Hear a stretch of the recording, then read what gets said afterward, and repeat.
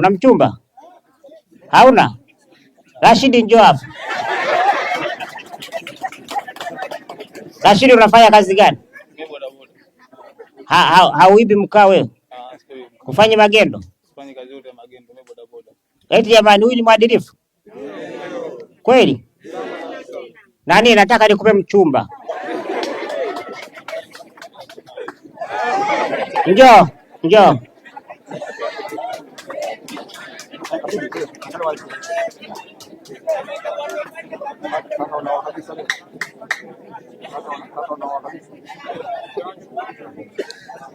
Nani, Ahmadi yuko wapi, mwenyekiti wa umoja wa vijana? Afu unavaa vizuri, unaona chama.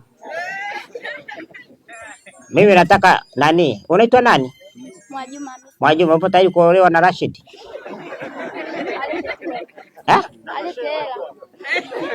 Rashid unampenda wewe? Sio uchagui, unampenda? Nampenda ndio. Kabisa.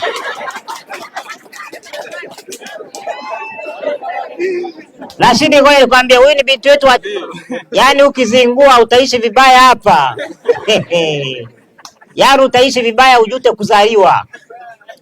Wewe wazazi wako wapi?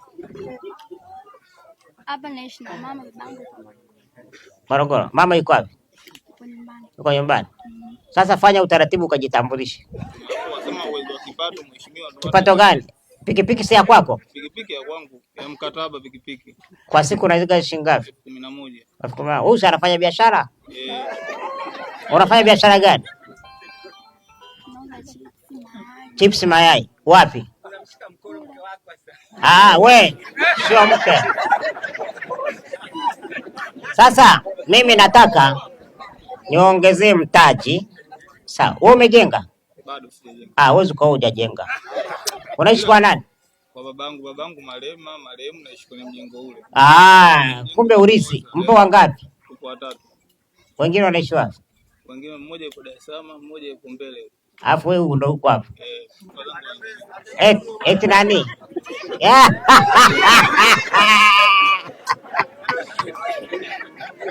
Wewe sasa sikiliza. Tafuta wazee ukajitambulisha. Mtaji wako shilingi ngapi? 40,000. Mimi nitakuchangia 200,000 mwisho wa mwezi huu ili ulinde brandi ya chama, alafu pandishe nini biashara. Lakini vile vile mimi nitakuletea mayai nikija. Mimi nafuga.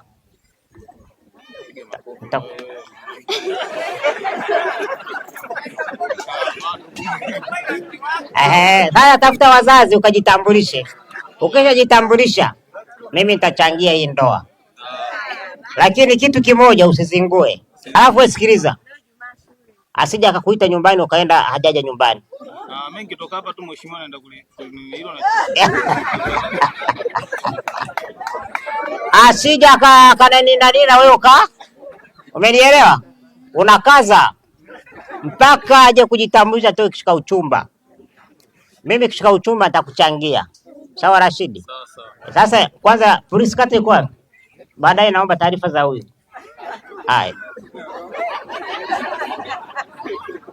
Haya poa basi.